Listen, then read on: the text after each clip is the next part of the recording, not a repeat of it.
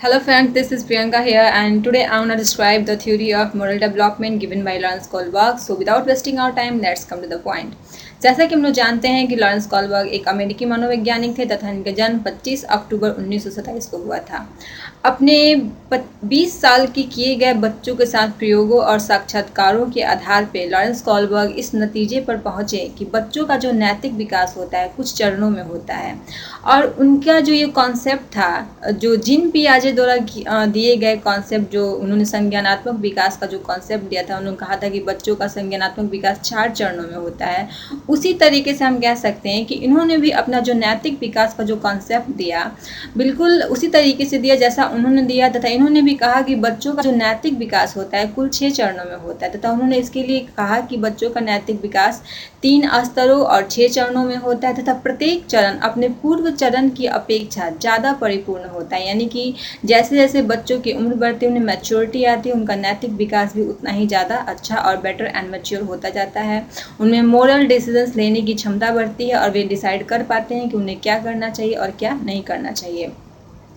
इसके लिए उन्होंने बहुत सारे कहानियों का इस्तेमाल किया। उन्होंने कुल 11 कहानियों का इस्तेमाल किया। उन्होंने बच्चों के सामने कुछ कहानियाँ रखी, उन्हें सुनाई और उसके आधार पर उनसे कुछ नैतिक दुविधाओं पर आधारित कुछ प्रश्न किए, तथा जिसके आधार पर वे इस कंक्लूजन पे पहुँचे कि बच्चों का जो नैतिक विकास होता है किस तरीके से होता है, किस आधार पर होता है। उन्हीं कहानियों में से एक बहुत फेमस कहानी मैं आप लोगों के साथ सुनाना चाहूँगी, जिसे सुन के आप ये अंदाज़ा लगा सकते हैं कि किस तरीके से उन्होंने अपने इस थ्योरी को लोगों के सामने रखा होगा। तो कहानी कुछ इस प्रकार है कि यूरोप की एक महिला मौत की कगार पे थी। डॉक्टरों ने कहा कि सिर्फ एक ऐसी दवाई है जिससे इस महिला की जान बचाई जा सकती है, तथा वह दवाई कुछ और नहीं बल्कि एक तरह का रेडियम है जिसकी खोज हाल ही में वहाँ के एक फार्मासिस्ट ने की थी। तथा चूँकि उस दवा को बनाने का खर्च बहुत ज़्यादा था, तो वह दवाई वह उससे 10 गुने दाम में बेचना चाहता था। यानी कि जब उस महिला का पति उस दवा को खरीदने के लिए उस फार्मासिस्ट के पास जाता है, तो वह उस दवाई की वास्तविक कीमत से 10 गुना ज़्यादा कीमत उससे मांगता है।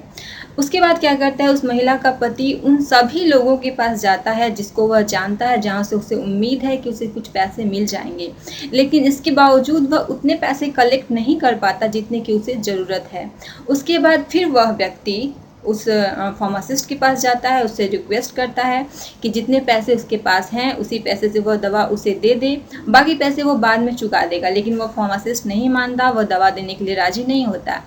उसके बाद क्या करता है, जो उस महिला का पति है हाइनज, उसे मजबूर होकर ये सोचना पड़ता है कि उसे दवा की चोरी कर लेनी चाहिए, और लास्ट में वह उस दवाई वाले की दुकान को तोड़कर दवा की चोरी कर लेता है ताकि वह अपनी पत्नी की जान बचा सके। इस कहानी को सुनाने के बाद लॉरेंस कोलबर्ग बच्चों के सामने नैतिक दुविधाओं पर आधारित कुछ प्रश्न रखते हैं, जैसे कि क्या हाइनज को वो दवाई चोरी करनी चाहिए थी, क्या उस फार्मासिस्ट को वह दवाई उतनी महंगी बेचनी चाहिए थी, क्या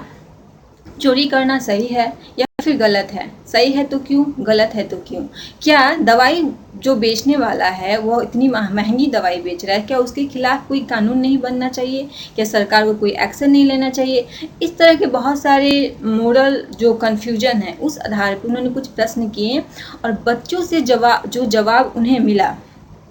उस जवाब के आधार पे उन्होंने अपना एक कॉन्सेप्ट तैयार किया, एक थ्योरी तैयार की, जिसे उन्होंने मोरल डेवलपमेंट थ्योरी का नाम दिया, जो कि उनके द्वारा दी गई सबसे फेमस थ्योरी है और जिसके कारण वे सबसे ज़्यादा प्रसिद्ध हुए।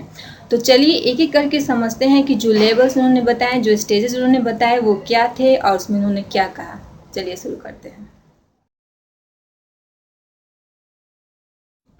तो जैसा कि हम लोग जान चुके हैं कि लॉरेंस कॉलबर्ग ने नैतिक विकास संबंधी 3 स्तर और 6 अवस्थाओं की बात की है, तो उन्होंने कहा है कि प्रत्येक स्तर में 2-2 अवस्थाएं यानी कि 2-2 चरण होते हैं। तो यहाँ पे हम लोग जानेंगे पहले स्तर की 2 अवस्थाओं के बारे में। पहला स्तर जिसे प्री कॉन्वेंशनल लेवल यानी कि पूर्व परंपरागत स्तर कहते हैं, जिसे punishment and reward based level भी कहा गया है, और जिसके अंतर्गत 3 से 8 साल के बच्चों को उन्होंने रखा है, जिसके अंतर्गत उनका मानना है कि जो इस स्तर के जो बच्चे होते हैं उनसे यदि नैतिक दुविधाओं पे आधारित कोई प्रश्न पूछे जाएं तो उनका जो आंसर होता है वह उनके भलाई या फिर बुराई पे आधारित होता है। यानी कि वे सभी काम जिससे उनका बेटरमेंट होगा वो उनके लिए अच्छा है, एंड वे सभी काम जिससे उनका नुकसान हो सकता है वो उनके लिए बुरा है। इस स्तर पे जो पहली अवस्था उन्होंने बताई वह है punishment and obedience stage. Punishment and obedience stage यानी कि बच्चे इस अवस्था में अपने आप को किसी भी तरह के दंड से बचाने की कोशिश करते हैं और उन्हें लगता है कि किसी भी तरह के दंड से बचने के लिए आवश्यक है कि वे अपने पेरेंट्स की बात को माने। यानी कि उनकी ये सोच होती है कि यदि वे अपने पेरेंट्स की बात को मानेंगे तो उन्हें पनिश नहीं करेंगे, और अगर वे कुछ अच्छा भी करते हैं तो उन्हें रिवार्ड मिलेगा, उन्हें प्रशंसा मिलेगा, उन्हें अप्रिशिएशन मिलेगा। यानी कि इस स्टेज में बच्चे अपने आप को पनिशमेंट से बचाने की एंड रिवार्ड पाने की कोशिश करते हैं। उसके बाद जो सेकंड स्टेज है, फर्स्ट लेवल का जो सेकंड स्टेज है वह है सेल्फ इंटरेस्ट स्टेज, जिसे हम लोग कह सकते हैं कि बच्चा खुद को सेंटर में रखना चाहता है। यानी कि वह ईगो सेंट्रिक है, यानी कि वह चाहता है कि कोई भी काम जो उसके बेटरमेंट के लिए उसे करने से कतराना नहीं चाहिए, उसे वह काम करना चाहिए। इस बात को आप इस एग्जाम्पल से समझ सकते हैं कि जैसे एक महिला है, एक माँ है जो अपने बच्चे से कहती है कि हमारा जो पड़ोसी है वो अच्छा नहीं है, तुम्हें उससे नहीं मिलना है, तुम्हें उससे बातें नहीं करनी है, तुम्हें उसे कुछ नहीं कहना है। अब बच्चा ये सोचता है कि माँ ने तो कहा कि हमारा पड़ोसी अच्छा नहीं है, हमें उसे नहीं मिलना चाहिए, लेकिन हमारे पड़ोसी जो हमारे अंकल हैं वो तो मुझे अच्छे लगते हैं क्योंकि मुझे चॉकलेट्स देते हैं, मुझे प्यार करते हैं, तो मैं क्यों नहीं मिलूँ उनसे, मैं क्यों नहीं उनकी बातों को मानूँ। ठीक है, मम्मी ने कह दिया कि मुझे नहीं मिलना है तो मैं उनके सामने नहीं मिलूंगा, लेकिन मैं अंकल से मिलूंगा, और अगर वो मुझे कुछ काम करने के लिए भी कहेंगे तो मैं करूंगा क्योंकि वो मुझे चॉकलेट देते हैं। यानी कि बच्चे जो है यहाँ पे यह सोचते हैं कि जो उनका बेटरमेंट है, जो चीज़ें उन्हें अच्छी दिख रही है, उसके रिवॉर्ड में अगर कोई उनसे कहे कि हमारा ये काम कर दो तो उसे करेंगे, और उनका वो मोरल डिसीजन होता है कि उन्हें ऐसा करना चाहिए। तो ये था लेवल 1 का स्टेज 1 एंड स्टेज 2। अब बात करते हैं हम लेवल 2 की और बढ़ते हैं लेवल 2 की तरफ। अब हम बात करते हैं लेवल 2, जिसे हम कॉन्वेंशनल लेवल भी कहते हैं, यानी कि परंपरागत स्तर, जिसके अंतर्गत 8 से 13 साल तक के बच्चों को रखा गया है, और जिसे हम यूँ कह सकते हैं कि ये एक्सटर्नल एथिक्स बेस्ड लेवल है, क्योंकि इसके अंतर्गत जो एक बच्चा होता है वह अपने आप को बाह्य सामाजिक अपेक्षाओं के अनुसार लेके चलने की कोशिश करता है। यानी कि उसकी कोशिश होती है कि वह समाज के अकॉर्डिंग खुद को लेके चले, वह समाज के अनुसार कोई भी काम करे, समाज द्वारा बनाए गए नियमों कानूनों के तहत रह के कोई भी काम करे, वह परिवार और समाज संबंधी सबको लेके चलना चाहता है, यानी कि वो सबसे अच्छा बनकर रहना चाहता है। इसके अंतर्गत आने वाली जो तीसरी अवस्था है, जो थर्ड स्टेज है, उसे हम good boy, bad boy, good girl और गुड बॉय स्टेज भी कह सकते हैं, क्योंकि इसके अंतर्गत जो एक बच्चा होता है वह अपने आप को गुड गर्ल और गुड बॉय के कैटेगरी में रखना चाहता है। वो उसकी सोच होती है कि वह कुछ ऐसा करे, कुछ इतना बेहतर करे कि उसके जो पेरेंट्स हैं, उसके पड़ोसी, समाज के लोग उसे एक एग्जाम्पल के तौर पे पुट करें, यानी वो कहें कि ये लड़का इतना अच्छा है, ये लड़की इतनी अच्छी है, ये इतना अच्छा काम कर रहा है। यानी कि वह सबके अप्रिसिएशन को गेन करना चाहता है, वह खुद को अटेंशन में रखना चाहता है, वह अटेंशन पेड करवाना चाहता है लोगों की तरफ से। यानी कि उसकी कोशिश होती है कि उसको एक ऐसा रिमार्क्स मिले कि लोग उसे ऐसे एज ए एग्जाम्पल पुट कर सकें, तो इसके लिए वो सब कुछ करता है। उसके बाद जो इसके अंदर आने वाला फोर्थ स्टेज है वह है लॉ एंड स्टेज, यानी कि कोई भी बच्चा जो इस स्टेज के अंतर्गत आता है वह अपने आप को किसी भी तरह के नियम और कानून जो कि समाज के अंतर्गत हैं उसके बियॉन्ड लेके जाना नहीं चाहता। यानी कि कोई भी उसके जो मोरल डिसीजंस हो या फिर उसके कोई भी स्टेप्स हों वह इस समाज द्वारा बनाए गए नियमों से अलग नहीं होंगे, वह उसके बियॉन्ड जाके कोई भी काम नहीं करेगा, समाज के तहत काम करेगा और समाज के नियमों और कानूनों का पालन करते हुए अपने आप को आगे लेके जाएगा और उन सभी का पालन करेगा। तो ये था लेवल 2, जिसके अंतर्गत हमने स्टेज 3 एंड स्टेज 4 को समझा। अब चलते हैं लेवल 3 की तरफ। अब हम बात करते हैं लेवल 3 यानी कि पोस्ट कॉन्वेंशनल लेवल, जिसे हम उत्तर परंपरागत स्तर भी कहते हैं, तथा जिसके अंतर्गत एडल्ट्स को रखा गया है, यानी कि वे बच्चे जो कि एडल्सेंस केस से बाहर आ चुके हैं, एडल्ट्स हो चुके हैं, उन बच्चों को रखा गया है। तथा इसे पर्सनल एथिक्स बेस्ड लेवल भी कहा जाता है, क्योंकि इसके अंतर्गत जो बच्चे होते हैं उनकी जो सोच होती है, उनकी ये सोच होती है कि समाज में बनाए गए जो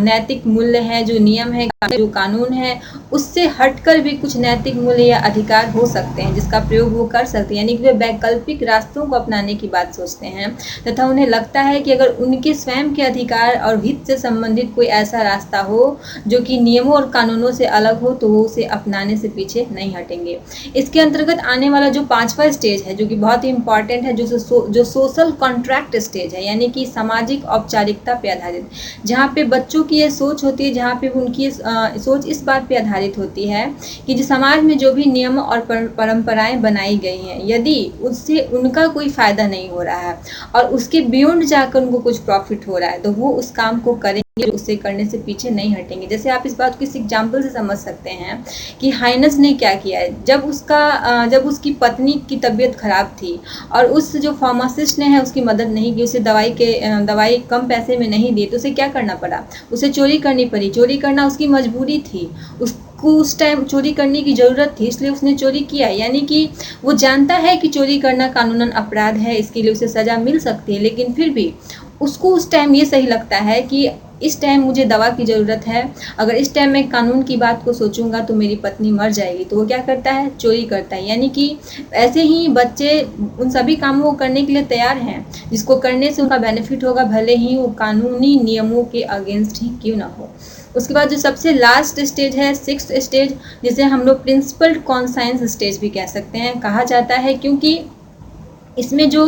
बच्चों की सोच होती है, जो एडल्ट्स की सोच होती है, वे इस बात पे आधारित होती है कि यदि डिसीजन इस बात पे बेस्ड हो कि हमारे माइंड में कुछ चल रहा है और हमारे ज़मीर यानी अंतरात्मा से कोई आवाज़ आ रही है, यानी कि यदि हमें इस संकट में हम पड़ जाएं कि हमारे सामने 2 ऑप्शंस हो, एक यह कि हमें कानून के अंदर रह के कोई डिसीजन लेना है, और दूसरा यह कि हमारा ज़मीर हमसे कहता है कि तुम वो काम करो जो भले ही कानून के अगेंस्ट हो, लेकिन इससे तुम्हारा भला हो सकता है। तो हमें अपने अंतरात्मा की आवाज़ को सुननी चाहिए, हमें वही काम करना चाहिए जो हमें लगता है कि हमें सही, हमारे लिए सही है, भले ही कानूनी तौर पे वो गलत हो, तो हम नियम के विरुद्ध जाकर भी वो काम करेंगे, जैसे कि हाइनेस ने किया। यानी कि यहाँ पे जो स्टेज 5 एंड स्टेज 6 है, वो इस बात के लिए अपील करता है कि बच्चे यहाँ पे वही डिसीजन लेते हैं जो उनके बेनिफिट्स में होता है, भले ही वो लॉज एंड ऑर्डर्स के बियॉन्ड हो। तो ये था स्टेज 5 एंड स्टेज 6 लेवल 3 के अंतर्गत।